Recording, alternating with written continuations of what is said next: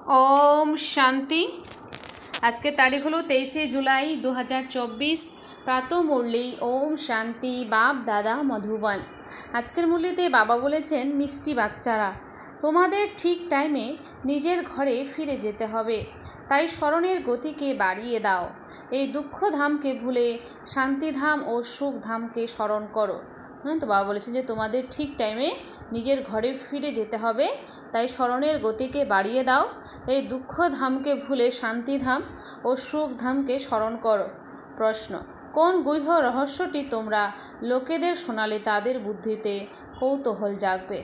উত্তর, তাদের এই গুহ্য রহস্যটি শোনাও যে আত্মা হলো অতীব ছোট বিন্দু, তাতে ফর এভার পার্ট ভরা রয়েছে, যে পার্ট নিরন্তর প্লে হতেই থাকে, কখনো ক্লান্ত হয় না, কারো মোক্ষ প্রাপ্তি হয় না।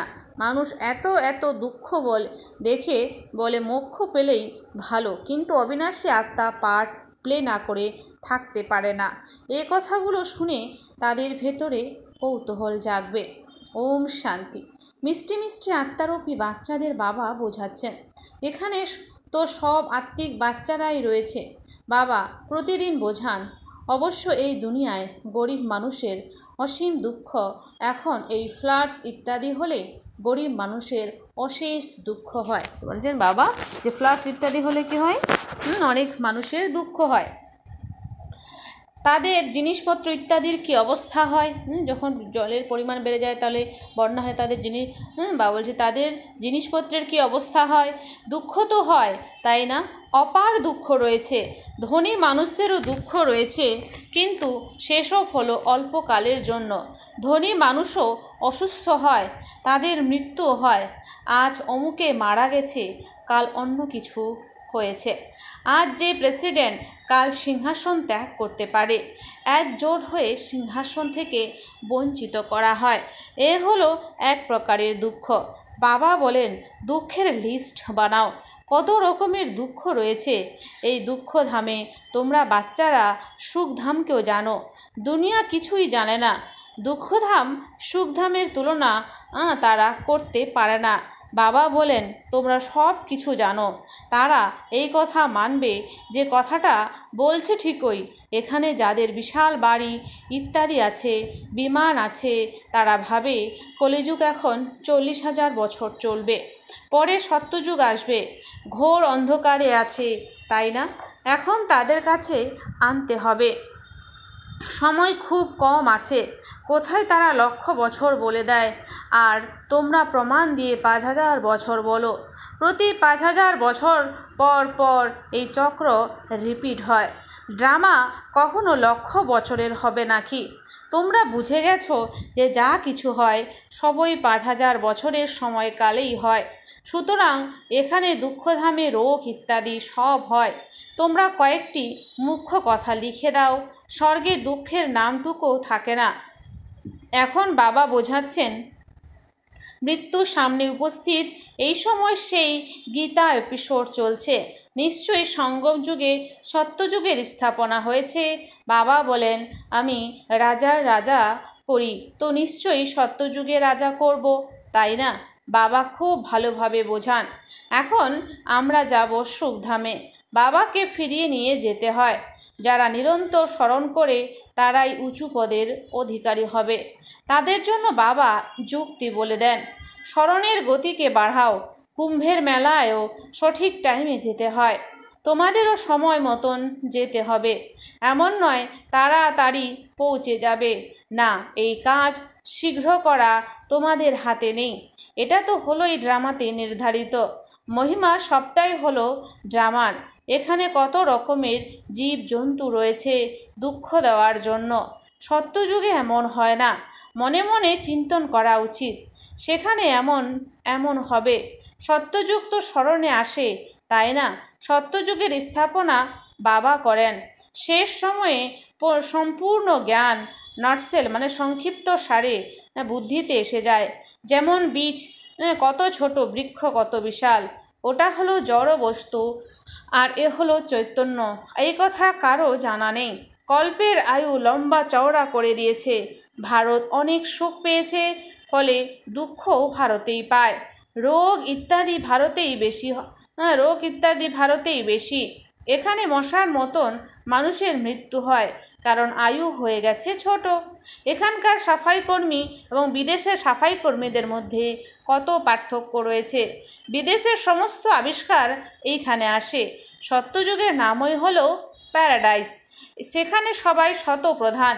তোমাদের সব সাক্ষাৎকার হবে। বর্তমানে এ হলো সঙ্গম যুগ। যখন বাবা বসে বোঝাতেই থাকবেন, নতুন নতুন কথা শোনাতেই থাকবেন। বাবা বলেন, প্রতিদিন তোমাদেরকে গুহ্য কথা শোনায়। আগে কি জানা ছিল যে বাবা এমন ছোট বিন্দু, তার মধ্যে সম্পূর্ণ পার্ট ভরা রয়েছে ফর এভার। তোমরা পার্ট প্লে করে এসেছো।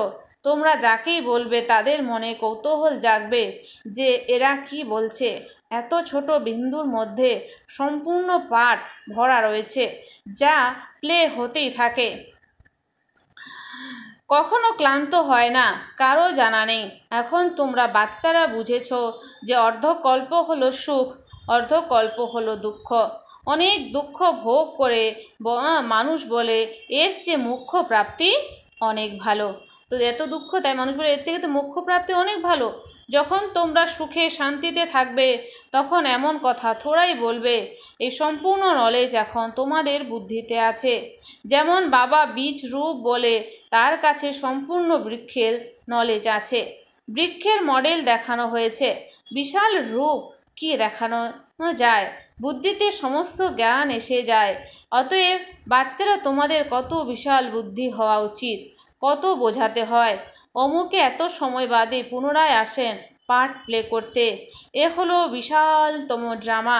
এই ড্রামা সম্পূর্ণভাবে কেউ কখনো দেখতে পারে না। অসম্ভব। দিব্য দৃষ্টি দ্বারা তো ভালো জিনিস দেখা হয়।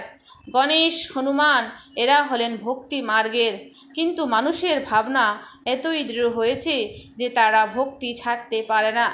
এখন বাচ্চারা, তোমাদের পুরুষার্থ করতে হবে কল্পপূর্বের মতন পদ প্রাপ্তির জন্য। পড়তে হবে। তোমরা জানো, পুনর্জন্ম তো প্রত্যেককে নিতে হবে। সিঁড়ি বেয়ে কীভাবে নেমেছে, বাচ্চারা এই কথা জেনে গেছে। যা কিছু নিজেরা জেনেছে তা অন্যদের বোঝাতে থাকবে। কল্পপূর্বেও এমন করেছিল।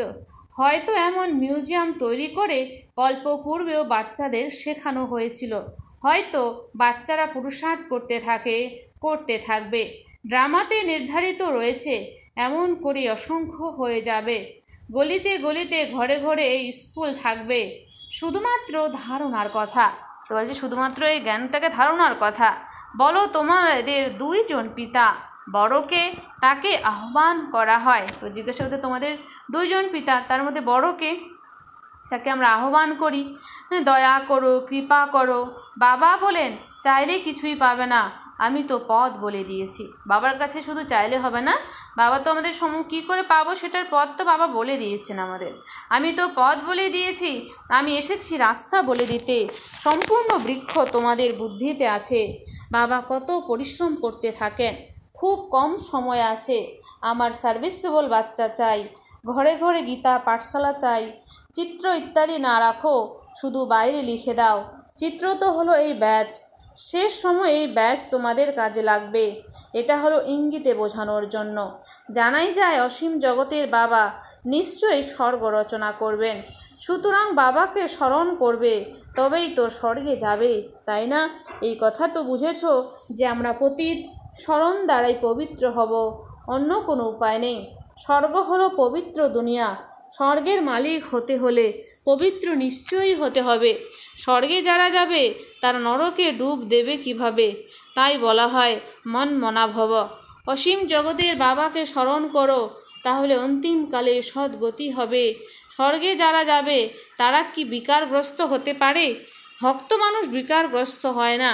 সন্ন্যাসীরা এমন বলবে না যে পবিত্র হও, কারণ তারা নিজেরাই তো বিবাহ করায়। কারণ সন্ন্যাসীরা নিজেরাই কী করে? বিবাহ করায়। তারা গৃহস্থদের বলবে মাসে একবার বিকারে যাও। ব্রহ্মচারীদের এমন বলা হবে না যে তোমাদের বিয়ে করতে হবে। তোমাদের মধ্যে কেউ গন্ধর্ব বিবাহ করে, তবুও পরের দিন খেলা সমাপ্ত। মায়া খুব আকৃষ্ট করে। তবুও পবিত্র হওয়ার পুরুষার্থ এই সময়েই করা হয়। তারপরে হলো প্রারব্ধ, সেখানে তো রাবণ রাজ্য নেই, ক্রিমিনাল চিন্তনও থাকে না। ক্রিমিনাল বানায় রাবণ, সিভিল বানায় শিব বাবা, এই কথাও স্মরণ করতে হবে। ঘরে ঘরে ক্লাস হলে সবাই বোঝাতে পারবে। ঘরে ঘরে গীতা পাঠশালা তৈরি করে পরিবারের মানুষদের পরিবর্তন করতে হবে। এমন করেই বৃদ্ধি হতে থাকবে। সাধারণ ও গরিব প্রায় কাছাকাছি, কিন্তু ধনীরা গরিব মানুষের সৎসঙ্গে যোগ দিতে লজ্জাবোধ করে, কারণ তারাও শুনেছে যে এখানে জাদু আছে, এখানে ভাই বোন বানিয়ে দেয়। আরে সে তো ভালো কথা, তাই না? গৃহস্থী কত রকমের ঝঞ্ঝাট ঝামেলা রয়েছে, তাতে কত মানুষ দুঃখী হয়। এটা হলোই দুঃখের দুনিয়া। এখানে অপার দুঃখ আছে, তারপরে সেখানে অপার সুখ থাকবে। তোমরা চেষ্টা করো তার একটা লিস্ট তৈরি করার। 25-30টি প্রধান দুঃখের কথা বের করো। অসীম জগতের বাবার কাছ থেকে স্বর্গের উত্তরাধিকার প্রাপ্ত করার জন্য কত পুরুষার্থ করা উচিত। বাবা এই রথের দ্বারা আমাদের বোঝান। এই দাদা ও ব্রহ্মা হলেন স্টুডেন্ট, দেহধারী সবাই হলো স্টুডেন্ট। টিচার যিনি পড়াচ্ছেন তিনি হলেন বিদেহী, তোমাকেও বিদেহী করেছেন। তাই বাবা বলেন শরীরের অনুভূতি ত্যাগ করো। এই বাড়ি ইত্যাদি কিছুই থাকবে না, সেখানে সব কিছু নতুন পাবে। শেষের দিকে তোমাদের অনেক সাক্ষাৎকার হবে, এই কথা তো জানো। ওই দিকে অনেক বিনাশ হয়ে যাবে অ্যাটমিক বম্বস দিয়ে। এইখানে রক্তের নদী বইবে, এর জন্য সময় লাগে। এখানকার মৃত্যু খুবই ভয়ঙ্কর। এ হলো অবিনাশী খণ্ড। মানচিত্রে দেখবে ভারত হলো একটি কোণে। ড্রামা অনুযায়ী এখানে বিনাশের প্রভাব পড়ে না, এখানে রক্তের নদী বয়। এখন তৈয়ারি চলছে, বলছে রক্তের নদী বইবে, তার জন্য এখন তৈয়ারি চলছে। এখন হতে পারে পরের দিকে তাদের বোমা লোনে দেওয়া হবে, কিন্তু যে বোম মেরে দুনিয়া শেষ হবে সেই বোম থোড়াই লোনে দেবে, হালকা কোয়ালিটির দেবে। কাজের জিনিস কেউ কাউকে দেয় নাকি? বিনাশ তো কল্পপূর্বের মতন হয়ে যাবে, নতুন কথা নয়। বলছে নতুন কথা নয়, অনেক ধর্মের বিনাশ, একটি ধর্মের স্থাপনা। ভারত ভূমিখণ্ড কখনো বিনাশ হয় না, একটু তো রয়েই যাবে। সবাই মারা গেলে তো প্রলয় হয়ে যাবে। দিন দিন তোমাদের বুদ্ধি বিশাল হতে থাকবে, তোমরা অনেক রিগার্ড রাখবে। এখন এত রিগার্ড নেই, তাই কম পাস হয়, বুদ্ধিতে আসে না। কত দণ্ড ভোগ করতে হবে, তখন আসবে দেরিতে। পতন হলে উপার্জিত ধন নষ্ট হয়ে যায়, অসুন্দরই থেকে যায়, তারপরে আর দাঁড়াতে পারে না। কতজন চলে যায়, কতজন চলে যাবে। নিজেরাও বোঝে যে এই অবস্থায় শরীর ত্যাগ করলে আমাদের কি গতি হবে। বুদ্ধির বিষয়, তাই না? বাবা বলেন তোমরা বাচ্চারা হলে শান্তি স্থাপনকারী, তোমাদের মধ্যে যদি অশান্তি হয় তাহলে পথ ভ্রষ্ট হয়ে যাবে। কাউকে দুঃখ দেওয়ার দরকার নেই। বাবা কত ভালোবেসে সবাইকে মিষ্টি বাচ্চারা সম্বোধন করে কথা বলেন। তিনি হলেন অসীম জগতের পিতা, তাই না? সম্পূর্ণ দুনিয়ার নলেজ আছে, তাই তো বোঝান। এই দুনিয়ায় কত রকমের দুঃখ আছে, অনেক দুঃখের কথা তোমরা লিখতে পারো। যখন তোমরা এই কথা প্রমাণ করে বলবে তখন তারা বুঝবে এই তো একেবারে সঠিক। এই অপার দুঃখ তো একমাত্র বাবা ছাড়া অন্য কেউ দূর করতে পারবে না। দুঃখের লিস্ট থাকলে বুদ্ধিতে কিছু ঢুকবে, বাকি সব কথা তো শুনবে না। তাদের জন্য কথিত আছে যে ভেড়া কি জানে অপার্থিব সাঙ্গীতিক সুরের মাধুর্য কি। বাবা বোঝান বাচ্চারা তোমাদের এমন সুন্দর সুন্দর ফুলে গোল পরিণত হবে। কোনো অশান্তি নোংরা আবর্জনা থাকা উচিত নয়। অশান্তি যারা ছড়ায় তারা হলো দেহ অভিমানী, তাদের থেকে দূরে থাকবে, স্পর্শ করবে না। তাদের থেকে দূরে থাকবে, স্পর্শ করবে না। আচ্ছা, মিষ্টি মিষ্টি হারানিধি বাচ্চাদের প্রতি মাতা পিতা বাপদাদার স্মরণে স্নেহ সুমন আর সুপ্রভাত। আত্মাদের পিতা তার আত্মারূপী বাচ্চাদের জানাচ্ছেন নমস্কার। আমরা সমস্ত আত্মারূপী বাচ্চারা জানাই মাতা পিতা বাপ দাদাকে স্নেহ সুমন আর নমস্কার। ধারণার জন্য মুখ্য সার। 1 নাম্বার, শিক্ষক রূপে যিনি পড়াচ্ছেন তিনি যেমন বিদেহী, তার দেহের অনুভূতি নেই, সেরকম বিদেহী হতে হবে। তো বাবা বলছেন যে শিক্ষক রূপে যিনি পড়াচ্ছেন তিনি যেমন বিদেহী, তার দেহের অনুভূতি নেই, সেরকম বিদেহী হতে হবে। দেহের বোধ ত্যাগ করতে হবে। ক্রিমিনাল আইকে বদলে সিভিল দৃষ্টি বানাতে হবে। 2 নাম্বার, নিজের বুদ্ধিকে বিশাল বানাতে হবে।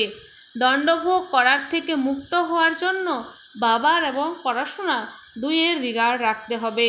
কখনো দুঃখ দেবে না, অশান্তি করবে না। তো বলছে কাকু বাবা বলেছেন যে কখনো দুঃখ দেবে না আর অশান্তি করবে না। বরদান, ব্রাহ্মণ জীবনের ন্যাচারাল নেচারের দ্বারা পাথরকেও জল বানিয়ে দেওয়া, মাস্টার প্রেমের সাগর ভব। ব্রাহ্মণ জীবনের ন্যাচারাল নেচারের দ্বারা পাথরকেও জল বানিয়ে দেওয়া, মাস্টার প্রেমের সাগর ভব। স্পষ্টীকরণ, যেরকম দুনিয়ার মানুষ বলে যে প্রেম পাথরকেও জল বানিয়ে দেয়, তো দুনিয়ার মানুষকে বলে যে প্রেম পাথরকেও জল বানিয়ে দেয়, সেরকম তোমাদের অর্থাৎ ব্রাহ্মণদের ন্যাচারাল নেচার হলো মাস্টার প্রেমের সাগর। তোমাদের কাছে আত্মিক ভালোবাসা, পরমাত্ম ভালোবাসার এমন শক্তি রয়েছে যে যার দ্বারা ভিন্ন ভিন্ন নেচারকে পরিবর্তন করতে পারো। যেরকম প্রেমের সাগর নিজের প্রেম স্বরূপের অনাদি নেচারের দ্বারা বাচ্চারা তোমাদেরকে নিজের বানিয়ে নিয়েছেন, সেরকম তোমরাও মাস্টার প্রেমের সাগর হয়ে সেরকম তোমরা মাস্টার প্রেমের সাগর হয়ে বিশ্বের আত্মাদেরকে সত্যিকারের নিঃস্বার্থ আত্মিক প্রেম দাও, তো তাদের নেচার পরিবর্তন হয়ে যাবে। স্লোগান, নিজের বিশেষত্বগুলিকে স্মৃতিতে রেখে সেগুলোকে সেবাতে প্রয়োগ করো, তাহলে উড়ন্ত কলাতে উড়তে থাকবে। নিজের বিশেষত্বগুলিকে স্মৃতিতে রেখে সেগুলোকে সেবাতে প্রয়োগ করো, তাহলে উড়ন্ত কলাতে উড়তে থাকবে। আচ্ছা, ওম শান্তি। ধন্যবাদ বাবা আজকের এই সুন্দর মিষ্টি মুরলির জন্য। ওম শান্তি।